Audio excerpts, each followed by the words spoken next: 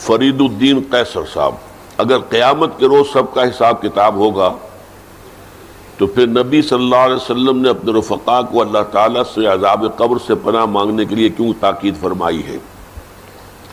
کیا یہ عذاب حساب کتاب سے پہلے ہی شروع ہو جائے گا؟ اس سلسلے میں حضور صلی اللہ علیہ وسلم کی یہ حدیث بہت مشہور ہے کہ ایک مرتبہ آپ دو قبروں کے پاس سے گزرے تو فرمایا دونوں مردوں کو عذاب ہو رہا ہے، ایک تو وہ شخص جو پیشاب کے چھینٹے سے خود کو نہیں بچاتا تھا، اور دوسرا وہ جو چغل خور تھا۔ اس حدیث مبارکہ سے کیا یہ بات ثابت ہوتی ہے کہ عذاب قبر مندرجہ بالا گناہوں کے سرزد ہونے ہی پر ملے گا؟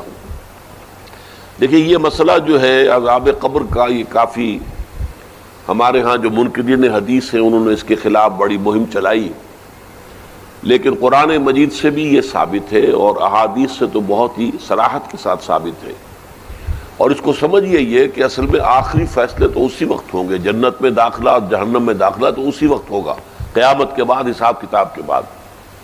لیکن یہ ہے کہ جیسے میں ایک سادہ سے تمثیل سے آپ کو سمجھا دوں، امتحان ہو چکا ہے، نتیجہ تو نکلنا ہے۔ فرض کیجئے کہ 1 مارچ کو یا 1 اپریل کو نتیجہ ڈکلیئر ہوگا، کون کامیاب کون ناکام۔ لیکن جنہوں نے کچھ کیا ہی نہیں پرچوں میں، انہیں تو پہلے سے معلوم ہے، ان کی جان تو سوکھ رہی ہے، اندر ہی اندر وہ کانپ رہے ہیں۔ چاہے وہ ابھی یوم حساب تو آنا ہے، ان کا ڈکلیئر تو ابھی ہونا ہے کہ وہ فیل ہے، لیکن ان کے چہروں پر لکھی ہوئی ہے فیلیور۔ یہی معاملہ ہے کہ جو کچھ انسان نے کمایا ہے عالم برزخ میں بھی اس کی کچھ کیفیات اس کے اوپر طاری رہیں گی۔ تفاصیل میں ہم نہیں جا سکتے کہ کیسے ہوگا، یہ ہم نہیں جان سکتے۔ عالم برزخ، عالم آخرہ، اس کے بارے میں جو مجمل باتیں آ جائیں قرآن میں حدیث میں، بس اس پر ہمیں اکتفا کرنی چاہیے۔ تفصیل میں جائیں گے تو اس سے خام خواہ کے بکھیڑے اور خام خواہ کے اختلافات اور فرقہ بندیاں شروع ہوتی ہیں، لیکن کوئی نہ کوئی عکس ہے۔ سورہ فرقان میں فرمایا یضاعف لہ العذاب یوم القیامہ، قیامت کے دن اس کے لیے عذاب دگنا کر دیا جائے گا۔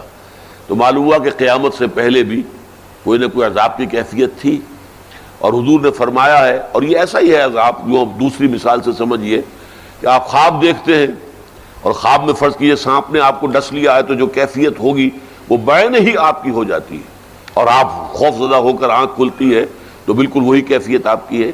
یا شیر آپ پر حملہ کر رہا تھا تو جو خوف کی کیفیت تھی، جاگے ہیں تو وہی کیفیت ہے۔ اسی طریقے سے یہ معاملہ ہوگا، اور حضور نے فرمایا ہے کہ ہر قبر جو ہے وہ یا تو جنت کے باغیچوں میں سے ایک باغیچہ ہے، اور یا دوزخ کے گڑھوں میں سے ایک گڑھا ہے۔